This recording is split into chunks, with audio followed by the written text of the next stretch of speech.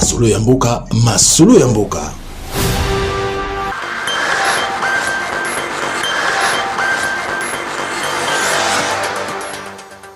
Mesdames et messieurs de la presse, bonsoir et très heureux de vous retrouver dans le cadre de cet exercice de redevabilité, le premier du mois de mars, mois consacré à la femme. C'est aussi l'occasion pour nous de commencer cet exercice en rendant hommage à celle qui, dès les premiers jours de nos vies, s'est sacrifiée. Et nous continuerons derrière le président de la République, champion de la masculinité positive, à faire de notre part pour que la femme à l'égal de l'homme puisse contribuer, apporter sa contribution dans les efforts des développements de notre pays, la République démocratique du Congo. Ce soir, nous allons vous parler d'un sujet dont vous avez sûrement entendu parler, mais qui représente pour nous, dans le cadre de notre stratégie justement pour le retour de la paix dans l'Est du pays, un point central. Nous allons vous parler du programme de désarmement, démobilisation, relèvement communautaire et stabilisation. Comme vous pouvez le voir, nous disposons d'une stratégie nationale et évidemment il y a un coordonnateur national, M. Jean-Dédier Tangantita. Bonsoir et bienvenue dans cet exercice de redevabilité. Bonsoir Excellence et merci beaucoup pour cette opportunité. Et donc avec lui, nous aurons l'occasion de faire le point parce que, comme vous le savez, la réinsertion communautaire des ex-combattants est un des points centraux. La solution sur laquelle le gouvernement de la République est en train de travailler doit permettre le retour d'une paix que nous voulons durable et définitive. Et la paix que nous voulons durable et définitive passe aussi par les désarmements et la démobilisation de ceux qui ont choisi les métiers des armes aujourd'hui pour diverses raisons, pour qu'ils puissent se convertir à autre chose. Nous aurons l'occasion d'aborder des sujets tout à l'heure avec le coordonnateur. C'est pourquoi nous sommes ici ce soir, parce qu'y compris dans les cas de processus en cours, notamment à Washington comme à Doha, les combattants qui en seront issus, beaucoup devront être réinsérés. Et puis n'oubliez pas que nous disposons d'une autre branche qu'on appelle réserve armée des défenses, qui pourra voir ceux qui pourront servir de réservistes. Alors, monsieur le coordonnateur, comme je le disais tout à l'heure, nous disposons d'une stratégie nationale, le PDDRCS. Je crois que le point de départ de la conversation devrait être le sens même de ces programmes, en quoi elles consistent et pourquoi désormais, pourquoi démobiliser, pourquoi réinsérer communautairement et stabiliser. C'est déjà le bon point de départ et puis évidemment, nous aurons l'occasion de revenir après vos mots introductifs sur les questions des professionnels des médias pour qu'ils puissent être davantage édifiés sur notre stratégie et sur ce qui s'est fait pour que la paix puisse être restaurée, mais pour qu'aussi ceux qui ont choisi les métiers des armes puissent y renoncer définitivement. Moi, à votre suite, de saluer tous les compatriotes qui sont ici et aussi souhaiter un très bon mois de mars à toutes nos mamans, nos épouses, nos filles, nos sœurs, et leur dire qu'elles ont un très grand rôle à jouer dans le cadre de la recherche de la paix et de la consolidation de la cohésion nationale et d'y vivre ensemble dans notre pays. Donc c'est vraiment un grand honneur d'être là et de voir que parmi les compatriotes qui sont là, il y a les mamans, il y a les sœurs et je vous salue. Alors, pour répondre à la question, pourquoi le PDDRCS en ce moment, c'est que la République démocratique du Congo fait face à une crise depuis plusieurs années. On a les groupes armés qui pullulent ici et là. Et la volonté ferme de son Excellence Félix Antoine Tshisekedi Tshilombo, président de la République, chef de l'État à qui je rends hommage, était de contribuer à la consolidation de la paix, la réconciliation nationale et la reconstruction socio-économique pour une stabilisation de notre pays. Et pour y arriver, il fallait d'abord commencer par ce qu'on appelle désarmement, c'est-à-dire récupérer les armes entre les mains des hommes et des femmes qui font partie des groupes armés. Les démobiliser, c'est dire qu'il faut les sortir des groupes armés en leur offrant de nouvelles alternatives socio-économiques pour qu'ils arrivent à produire les biens et les services tout en fournissant, en répondant aux besoins de leur communauté, mais en y tirant un revenu pour leur propre vie Et le relèvement communautaire, c'est arriver à supporter les communautés qui vivent dans les zones affectées par les conflits pour qu'elles puissent développer la résilience, elles puissent se relever et recommencer une nouvelle vie et stabiliser, c'est-à-dire arriver à restaurer l'autorité de l'État dans les zones qui étaient jadis affectées ou occupées par les groupes armés, améliorer la sécurité dans ces zones-là et aussi permettre à toute la population qui y vit d'avoir accès à un revenu. Donc pour y parvenir, le programme a été mis en place avec des structures au niveau national, ce qu'on appelle le comité de pilotage, qui permet d'assurer la direction politique du programme, avec un comité technique qui est au fait l'organe technique qui permet de prendre un certain nombre de décisions et de donner des avis pour le comité de pilotage, mais aussi pour accompagner les provinces, et une coordination nationale que j'ai le privilège de diriger avec tout ce qui est comme organe exécutif, représenté au niveau des provinces par les coordinations provinciales ainsi que les antennes dans les territoires. Le comité de pilotage se retrouve également au niveau des provinces avec ce qu'on appelle, représenté par ce qu'on appelle le cadre de concertation pour la paix en appui au programme, qui est au fait une sorte de mini comité de pilotage qui est présidé par les gouverneurs de province, qui au fait constitue un centre d'analyse, de réflexion, d'action et même de reformulation de l'action au niveau de la province. Alors, depuis que nous sommes arrivés à la tête de ce programme, on a réalisé un certain nombre de choses, notamment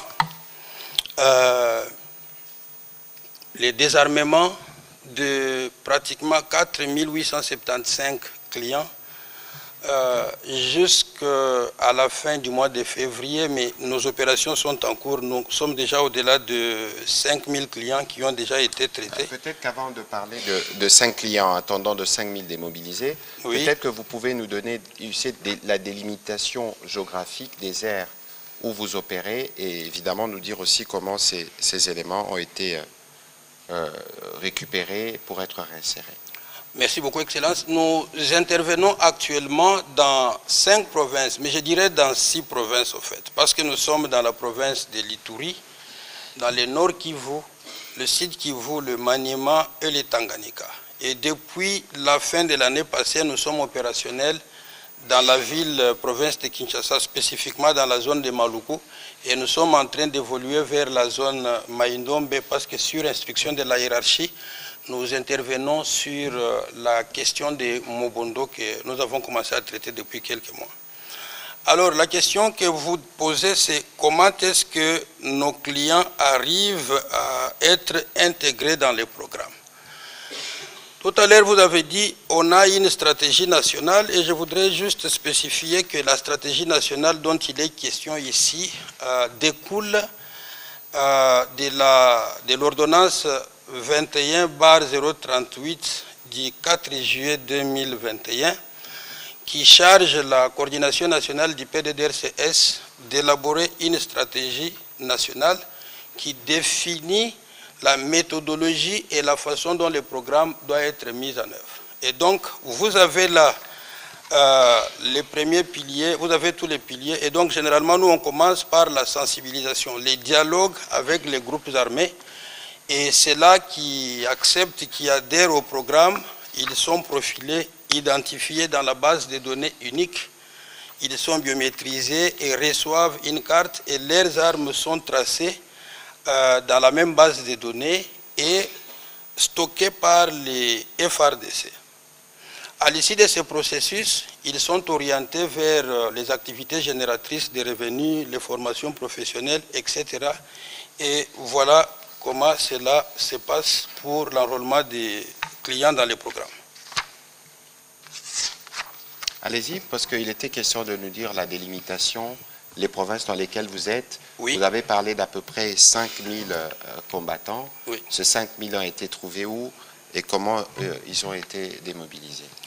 Exactement. Les 5 000, comme je le disais, ils ont été identifiés et désarmés, démobilisés, puis réinsérés dans les provinces de l'Ituri, dans les provinces du Nord Kivu, et si vous voulez, je peux vous donner les chiffres avec beaucoup de précision. Il passe d'ailleurs là. Donc, on peut voir sur les écrans les différents chiffres. Ah, et donc, allez-y, et puis les techniciens suivront le rythme pour permettre à ceux qui nous suivent de voir les chiffres, évidemment, du travail qui a été accompli jusqu'à ces jours. Ah, merci beaucoup aux amis de la technique, parce que là, ils ont facilité ma vie, donc c'est très bien. Donc, dans la province de l'Ituri, on a 1546 clients qui ont été traités au cours de l'année passée. Et dans le Nord Kivu, il y a 838 démobilisés. Dans la province de Tanganyika, qui a pour capitale Kalemi, 653 clients. Et dernièrement, comme je le disais, au niveau de...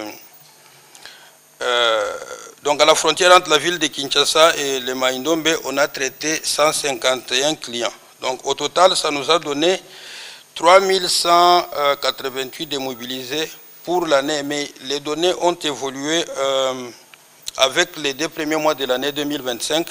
Ça nous a amené jusqu'à 4875. Alors, il faut comprendre que lorsqu'on parle de désarmement, le mot qui vient aussi en tête, c'est les armes. Et c'est peut-être ça la question qu'il faut poser après. Les données que vous avez là, c'est les données de fin 2025 pour ce qui est de l'armement. Parce que le désarmement ne se fait pas seulement au niveau des PDDRCS. Nous traçons les armes dans la base de données, mais ces armes sont vérifiées, inspectées et stockées par les FRDC. Et il y a un travail de traçabilité qui est en cours pour arriver à certifier toutes les armes qui ont été identifiées.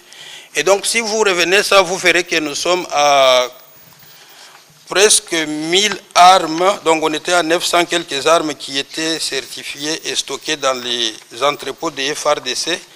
Et le travail se poursuit pour la certification et l'inspection de ces armes.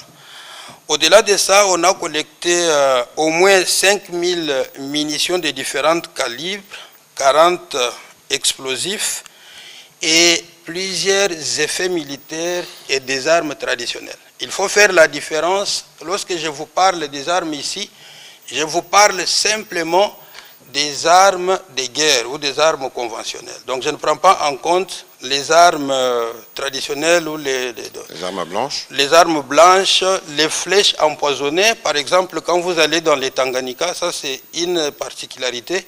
Les armes blanches n'ont pas été comptabilisées ici. Mais ça fait partie de notre lot qui est gardé parce que ça ne fait pas partie de la nomenclature des armes qui sont prises en compte par les FRDC.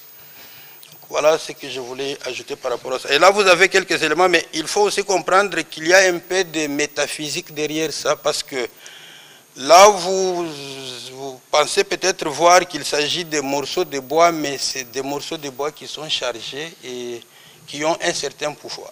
Et nous savons comment on traite ça. Oui. C'est quelle partie du Nord Kivu spécifiquement où vous avez désarmé ces éléments? Essayez de nous expliquer un peu. Vous les approchez, ils acceptent, et surtout la dimension de la réinsertion communautaire, parce que très souvent, le cycle est récurrent, parce que parfois, les programmes des DDR n'aboutissent pas. C'est pour ça que justement, cette fois-ci, on parle des réinsertions communautaires et stabilisation. Oui, Excellence. Je vais vous parler de ce que nous avons fait dans la province du Nord Kivu. Et actuellement, nous sommes focalisés sur le territoire de Beni, la ville de Beni, ainsi que Butembo, Lubero, où nous travaillons actuellement. Et comme je disais, à ce moment, nous avons 838 clients qui sont actuellement engagés dans le programme. Mais la question, comme je disais, comment est-ce qu'on procède? Notre approche, c'est essentiellement une approche communautaire. Parce que les PDDRCS travaillent dans les communautés, pour les communautés, avec les communautés. Et on ne fait rien sans les communautés. Et lorsqu'on parle du travail que l'on fait dans les communautés, il faut voir aussi les rôles que les femmes, que les jeunes, que les leaders traditionnels jouent au niveau de nos zones d'intervention pour sensibiliser. Parce que aujourd'hui, c'est très clair de comprendre que toutes les dynamiques de conflit, sont entreliés. Et donc c'est difficile de dissocier les rôles de tous ces acteurs que je viens de vous citer. Et donc ce que nous faisons, c'est qu'on implique ces personnes qui sont au fait membres, qui se retrouvent dans nos CCPAP et qui reçoivent les messages du programme, on les forme, on leur fait comprendre les contenus de la stratégie nationale et les biens fondés du processus de désarmement. Ce sont ces membres des communautés, ce sont ces leaders communautaires, ces leaders religieux qui passent maintenant de village en village pour sensibiliser en général leurs propres enfants. Et lorsque ces derniers acceptent, ils nous font signe, on va organiser nos unités mobiles pour aller collecter les armes. Il y a tout un travail qui se fait là-bas et une fois que cela est fait, on récupère les armes, on les oriente et on commence par un processus. Mais là aussi, si vous me donnez l'occasion de revenir à ce que je n'ai pas évoqué tout à l'heure, c'est parler de quelques innovations que nous avons amenées dans ce programme. La première innovation, c'est celle de la santé mentale parce que, comme vous le savez, après avoir expérimenté les conflits armés et après avoir été aussi acteur dans les conflits armés, il est très très important de pouvoir développer les modules de santé mentale qui doivent avoir une approche bidirectionnelle, c'est-à-dire il s'adresse aux démobilisés, il s'adresse également aux membres des communautés pour éviter qu'il y ait l'auto-exclusion et que cela puisse favoriser la réussite ou les succès dans les différentes activités et bétonner la cohésion sociale. Donc, à l'issue de ce processus qui est transversal de santé mentale, on passe, et là j'ai un protocole d'accord stratégique avec le programme national de santé mentale qui est sous l'autorité du ministère de la Santé publique. À côté de ça, on a maintenant le volet de la formation professionnelle ou la formation qualifiante. Ici, on a aussi une innovation, c'est qu'on a signé un protocole d'accord avec les ministres d'État, ministre de la formation professionnelle, qui aujourd'hui fait que les différents métiers que nous allons administrer à nos clients font partie du répertoire national des métiers. Et à la fin de cette formation, ils vont recevoir un diplôme qui est reconnu par le ministère de la tutelle, ce qui nous permet d'augmenter leurs chances d'employabilité. Et notre approche, c'est essentiellement une approche à 3 dimensions. On va travailler sur les savoirs, les savoir-faire et les savoir-être. Je vais expliquer. Celui qui veut devenir, par exemple, agriculteur, on va lui apprendre, on va lui donner des connaissances de base essentielles pour conduire l'activité agricole. Il va apprendre le climat, les sols et bien d'autres choses, les cycles végétatifs, comment ça fonctionne, quels sont les facteurs qui traumatisent les plantes, comment il faut protéger, défendre les plantes, etc. Ça, ce sont les connaissances de base que l'on va donner à nos clients. La deuxième chose, c'est sur les savoir-faire. On va utiliser la personne avec ce qu'elle a comme capacité, avec ce qu'elle a comme bras, yeux, tous ses sens, utiliser un certain nombre d'instruments relatifs au secteur dans lequel il est formé pour qu'il arrive à produire les biens et les services liés à ces domaines-là. Le savoir-être, c'est faire en sorte que le monsieur ou la dame qui est dans le secteur agricole apprenne à vivre avec ses contemporains, avec sa communauté. Il va produire les biens et les services, mais il doit savoir les vendre pour les mettre à la disposition des autres. Il doit aussi savoir se comporter en conséquence avec les autres pour que sa production puisse être consommée localement et lui, en retour, puisse tirer les revenus de cela pour la survie. Transversalement, dans ces volets techniques de formation, on a plusieurs modules transversaux, notamment le module de l'entrepreneuriat. On apprend aux gens à entreprendre, c'est-à-dire à identifier les opportunités qui découlent du déséquilibre entre les biens et les services dans sa communauté. Ça, c'est très important parce que lorsqu'on forme, je prends juste l'exemple de l'agriculture, hein, je peux vous donner autant d'exemples basés sur ce que nous voyons et ce que nous faisons. Lorsque nous formons les agriculteurs, les démobilisés qui deviennent agriculteurs, je ne veux pas former un agriculteur qui va produire par la routine, par l'habitude, comme tout autre agriculteur. Moi, je vais former un agriculteur qui sait faire calculer. Donc, il doit calculer les déséquilibres des biens et des services au cours de l'année. Et à ce moment-là, il va bien programmer. Mon objectif, c'est qu'il arrive à gagner plus d'argent en travaillant de manière optimale. Donc ça, c'est pour ce qui est de la formation. Mais parce que le travail agricole en général, c'est aussi un facteur de cohésion sociale dans nos communautés ou dans les zones d'intervention où nous travaillons. Je ne veux pas simplement encourager les gens à travailler seuls. Ils travaillent en communauté. C'est pour cela qu'on a inséré aussi les modules de la formation coopérative et l'entrepreneuriat coopératif. De quoi il s'agit?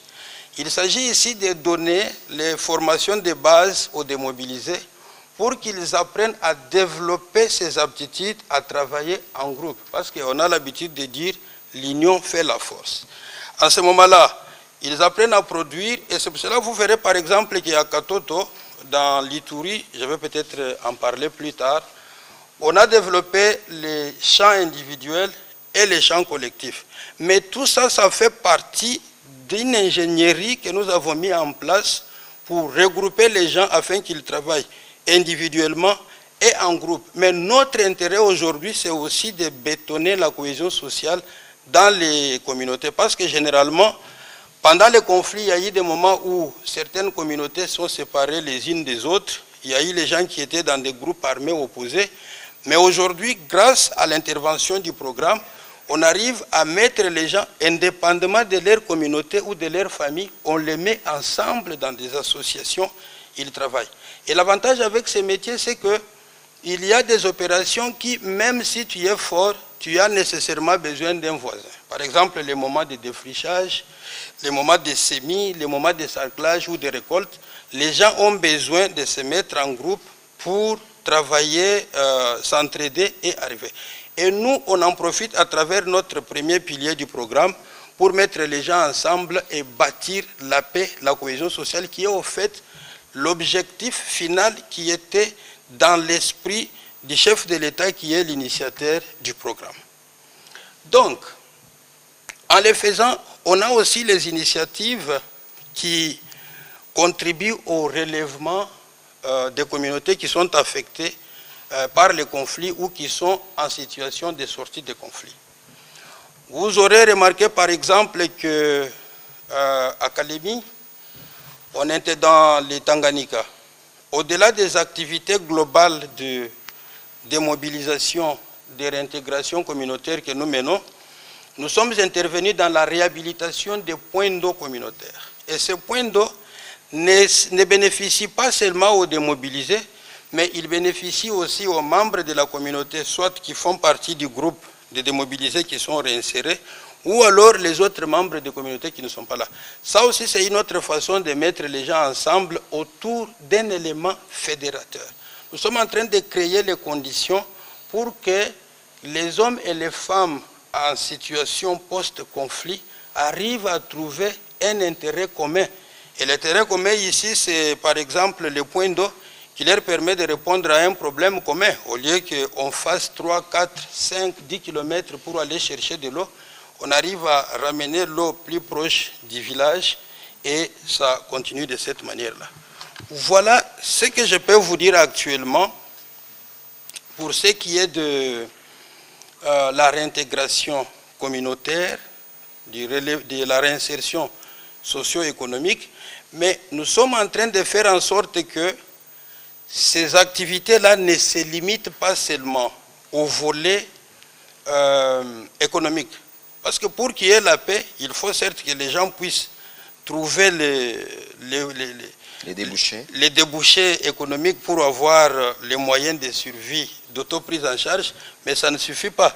Il faut qu'il y ait la cohésion sociale. Il faut qu'il y ait le vivre ensemble parce que les conflits, c'est vraiment, il faut les voir de manière globale. Il n'y a pas que l'économique, il faut voir le social, il faut voir plusieurs autres aspects. Voilà pourquoi, à travers les premiers piliers de notre programme, c'est vraiment la résolution des conflits et la cohésion sociale. Ça permet vraiment de bétonner la cohésion sociale dans les communautés et faire en sorte que ces individus qui sont retournés dans leur zones ou qui sont dans les zones de réinsertion se sentent en sécurité, se sentent impliqués, intégrés. Et là, il y a tout un travail que nous faisons aussi au niveau de la structuration. J'ai parlé des structures fêtières.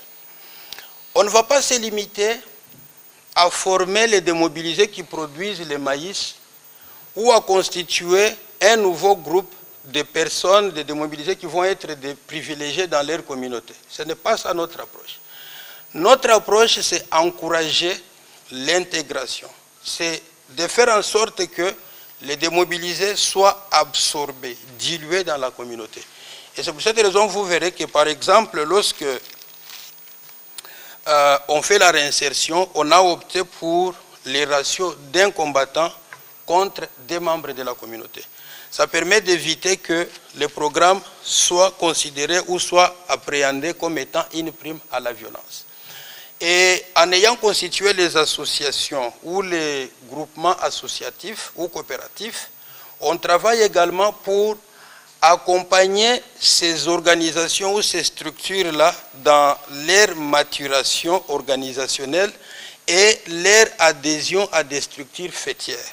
Pour ceux qui ont vécu dans les zones telles que les Kivu et l'Ituri, vous verrez que le mouvement associatif est un peu plus avancé. Et donc, il y a tout un travail que nos experts de réintégration et de relèvement communautaire font pour faire en sorte que les associations qui sont constituées par les démobilisés et les jeunes enclins à la violence dans les communautés soient accompagnés dans leur processus de maturation organisationnelle pour qu'ils adhèrent à ces structures fêtières pour véritablement asseoir la cohésion sociale. C'est par exemple le point d'eau qui leur permet de répondre à un problème commun. Au lieu qu'on fasse 3, 4, 5, 10 km pour aller chercher de l'eau, on arrive à ramener l'eau plus proche du village et ça continue de cette manière-là. Voilà ce que je peux vous dire actuellement pour ce qui est de la réintégration communautaire, de la réinsertion socio-économique, mais nous sommes en train de faire en sorte que ces activités-là ne se limitent pas seulement au volet économique. Parce que pour qu'il y ait la paix, il faut certes que les gens puissent trouver les débouchés économiques pour avoir les moyens de survie, d'autoprise en charge, mais ça ne suffit pas. Il faut qu'il y ait la cohésion sociale. Il faut qu'il y ait le vivre ensemble parce que les conflits, c'est vraiment, il faut les voir de manière globale. Il n'y a pas que l'économique, il faut voir les social, il faut voir plusieurs autres aspects. Voilà pourquoi, à travers les premiers piliers de notre programme, c'est vraiment la résolution des conflits et la cohésion sociale. Ça permet vraiment de bétonner la cohésion sociale dans les communautés et faire en sorte que ces individus qui sont retournés dans leur zone ou qui sont dans les zones de réinsertion se sentent en sécurité, se sentent impliqués, intégrés. Et là, il y a tout un travail que nous faisons aussi au niveau de la structuration. J'ai parlé des structures fêtières. On ne va pas se limiter à former les démobilisés qui produisent le maïs ou à constituer un nouveau groupe de personnes, de démobilisés qui vont être des privilégiés dans leur communauté. Ce n'est pas ça notre approche. Notre approche, c'est encourager l'intégration. C'est de faire en sorte que les démobilisés soient absorbés, dilués dans la communauté. Et c'est pour cette raison que vous verrez que, par exemple, lorsque on fait la réinsertion, on a opté pour les ratios d'un combattant contre des membres de la communauté. Ça permet d'éviter que le programme soit considéré ou soit appréhendé comme étant une prime à la violence. Et en ayant constitué les associations ou les groupements associatifs ou coopératifs, on travaille également pour accompagner ces organisations ou ces structures-là dans leur maturation organisationnelle et leur adhésion à des structures fêtières. Pour ceux qui ont vécu dans les zones telles que les Kivu et l'Ituri, vous verrez que le mouvement associatif est un peu plus avancé. Et donc, il y a tout un travail que nos experts de réintégration et de relèvement communautaire font pour faire en sorte que les associations qui sont constitués par les démobilisés et les jeunes enclins à la violence dans les communautés soient accompagnés dans leur processus de maturation organisationnelle pour qu'ils adhèrent à ces structures fêtières pour véritablement asseoir la cohésion sociale. Excellence, je vous remercie parce que là, vous touchez un point qui, je pense que tous les Congolais qui me suivent aujourd'hui, y compris tous les Africains, ils devraient être fiers aujourd'hui de notre gouvernement. Parce que depuis que nous sommes à la tête de ce programme, on a vu un gouvernement qui, indépendamment de ce qu'il a comme priorité d'ordre sécuritaire et tout ce que vous connaissez comme problème, le gouvernement de notre pays que dirige Madame la Première ministre Judith Suminwa a déployé les moyens conséquents. Et nous avons travaillé 100% pour tout ce qui est désarmement et démobilisation avec les fonds de notre pays. Et vous devez en être fiers comme moi. Lorsqu'on a commencé en janvier, parce qu'on a pris les responsabilités du programme en janvier 2025, on était d'ailleurs les derniers passagers à quitter Goma pour aller en Ituri, parce qu'on est parti de Goma le 25 janvier 2025. On arrive en Ituri, on démobilise 1200 clients, 1228. On a compté sur les partenaires à gauche, à droite. On a commencé un travail, mais avec les procédures, la lenteur, on a fait les plaidoyers avec notre gouvernement qui a mis à notre disposition les moyens. Voilà pourquoi on a commencé avec une approche pilote de réinsertion socio-économique. Et ce que je suis en train de vous dire, je le dis avec joie, amour et fierté, parce que c'est les choses que moi-même j'ai vécues, j'ai touchées, et je suis l'homme le plus heureux parce que je suis le témoin de ce que nous avons fait et de l'impact que cela donne aujourd'hui à Ituri. Je vous ai parlé de Katoto, c'est à 45 km de Ituri. Là, on a fait avec notre propre gouvernement, à Ituri, merci beaucoup, c'est de la ville de Bunia. Ouais, c'est... À 45 km, pour ceux qui ont la chance de partir à Ituri, je vous invite, parce que là, on a un projet financé de A à Z par notre gouvernement. Et ce projet fonctionne très bien. Les témoignages que je reçois là-bas, ah voilà, c'est là-bas là. C'est là qu'on avait lancé le projet. Voilà, ça c'est, voilà à quoi ressemble ce projet. Les vaches que vous voyez là sont achetées avec votre argent, avec l'argent de votre gouvernement. Et vous devez en être fiers parce que c'est pour une fois. Généralement, lorsqu'on fait des projets comme ça, ce sont les partenaires extérieurs qui financent la réinsertion. Mais cette fois-ci, je suis tellement content de voir que le chef de l'État, à travers son gouvernement et le ministère de la Défense que dirige le VPM Guy, a mis à la disposition du programme les moyens qui ont permis de financer ces programmes-là à 100% et ça fonctionne. Alors, sur le processus de Washington? Merci, Excellence. Pour ce qui est du processus de Washington, vous savez bien que le PDDRCS a été mentionné expressément dans ces accords et nous sommes aujourd'hui l'ancrage communautaire de tout ce que nous avons comme succès diplomatique au niveau des communautés. Je vais m'expliquer. Aujourd'hui, pour que ma grand-mère qui se trouve à Katoto ou qui se trouve sur le terrain, je ne sais pas, à Lubero ou à Butembo, sentent le bien fondé ou ressentent les dividendes de tous ces accords, il faut passer par le PDDRCS. Parce que c'est le PDDRCS qui vous donne l'ancrage communautaire pour amener tous ces dividendes-là au niveau des communautés.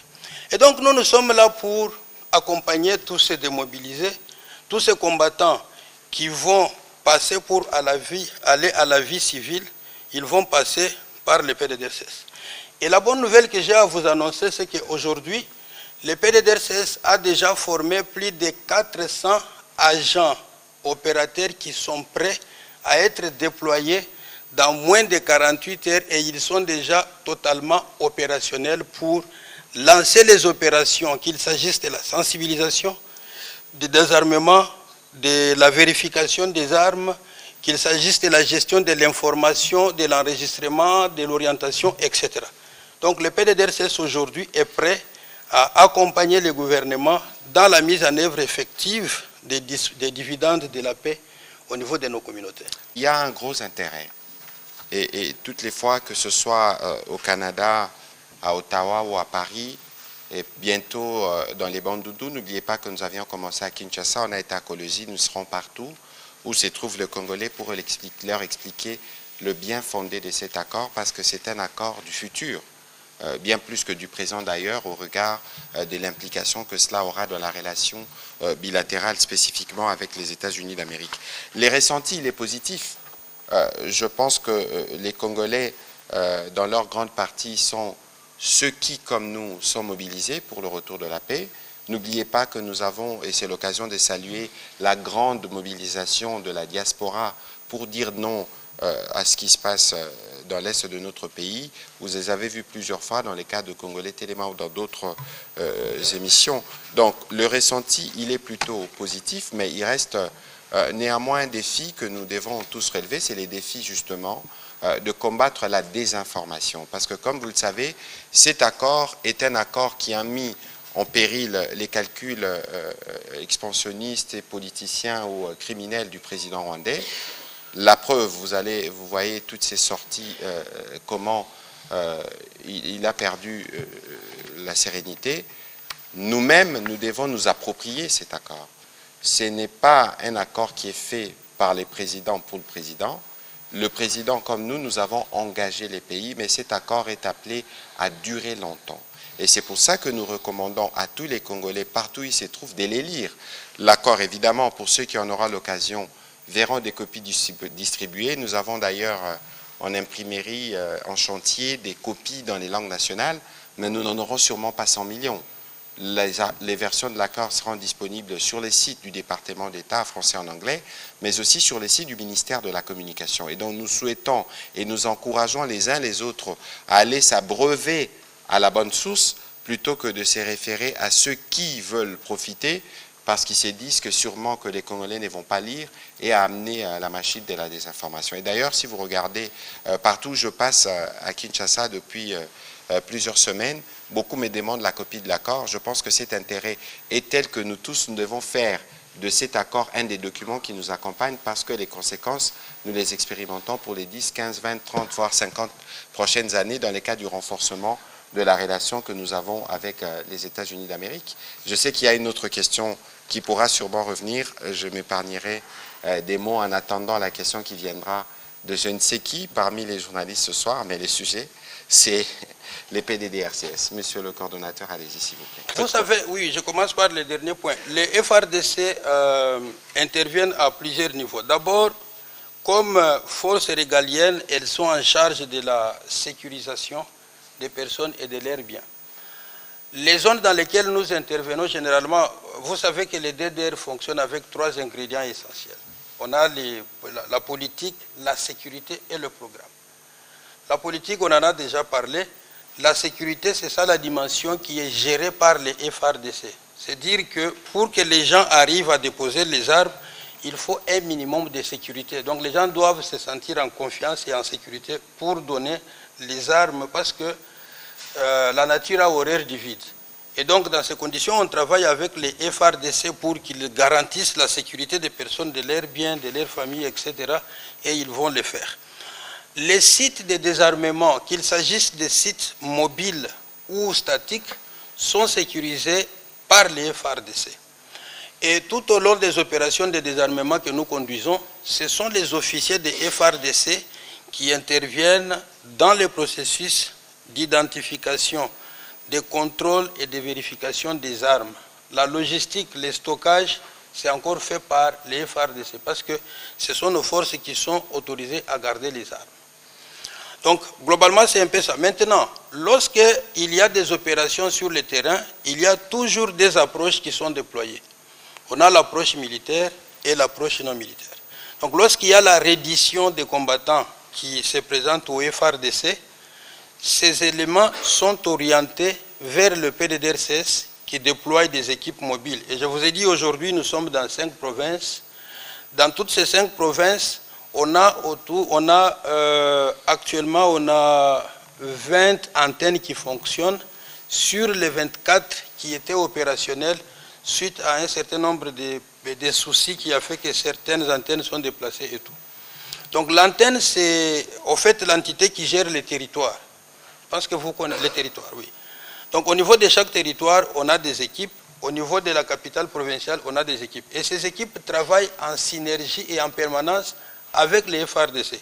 Lorsqu'il y a ce genre de cas, on déploie les équipes mobiles, les équipes mixtes qui ont les FARDC, qui ont nos officiers. Ils vont identifier les clients qui est venu. Bon, ils vont identifier les combattants, récupérer les armes et procéder à la suite de son processus avec nous. Alors, vous évoquez les cas des gens, des récidivistes, c'est-à-dire les gens qui ont été démobilisés, mais qui retournent encore à la violence. Il faut lire le chapitre 2 de l'accord, point 2, parce qu'il faut faire parler le texte. D'une manière séquencée et coordonnée, chapitre 2 sur les désengagements, désarmement et intégration, d'une manière séquencée et coordonnée avec les désengagements de force, et comme les disposeront d'autres accords à venir, les parties appuient les désengagements, les désarmements et l'intégration de groupes armés non étatiques prévus par d'autres accords ou processus, par les processus des désarmements, des démobilisations, des réintégrations communautaires et stabilisation PDDRCS, ainsi que les mécanismes conjoints des coordinations de la sécurité.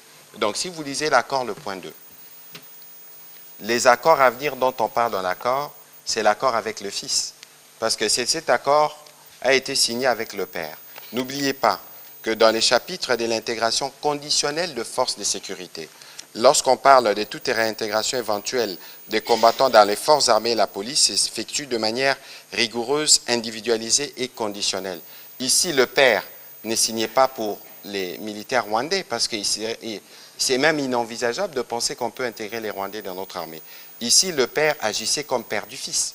Et donc, dès que les processus de Doha se terminera, le Fils, parce que l'avenir, je l'ai déjà dit et je le répète, les discussions des Doha ont pour objectif de mettre fin à l'existence du Fils dans la forme actuelle.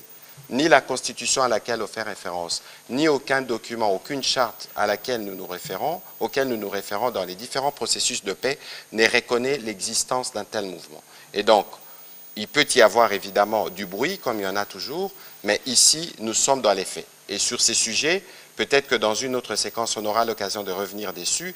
Il y a des dispositions qui ont déjà été prises depuis que nous étions à Luanda, notamment à Kindu, des camps ont été apprêtés, et je pense que c'est ce qui arrivera, parce qu'il y a justement la possibilité des désarmements et la possibilité, évidemment, après un processus de vetting, des réintégrations individualisées et tenant compte de la loyauté vis-à-vis de l'État.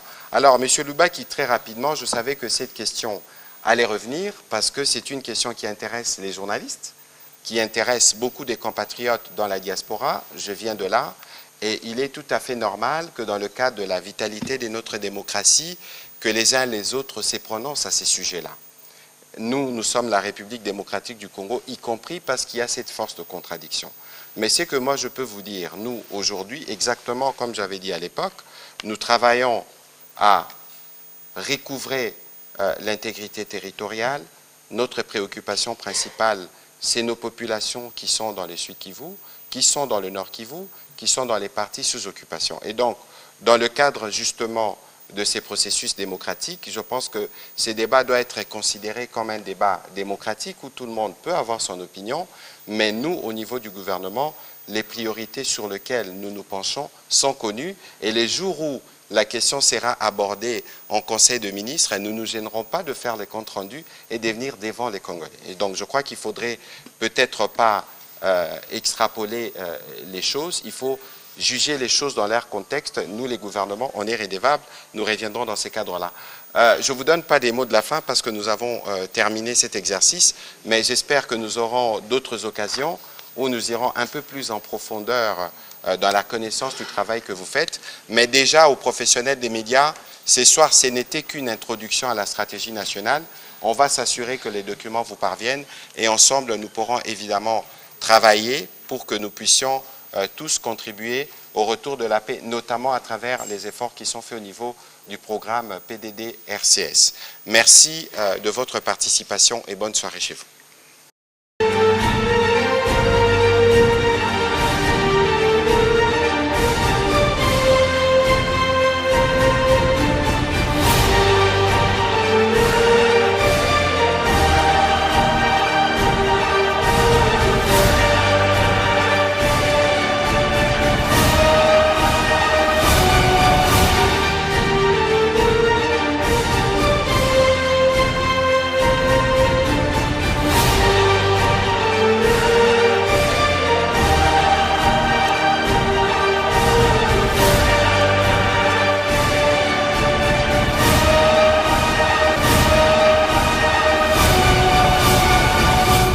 Masolo ya mboka, masolo ya mboka.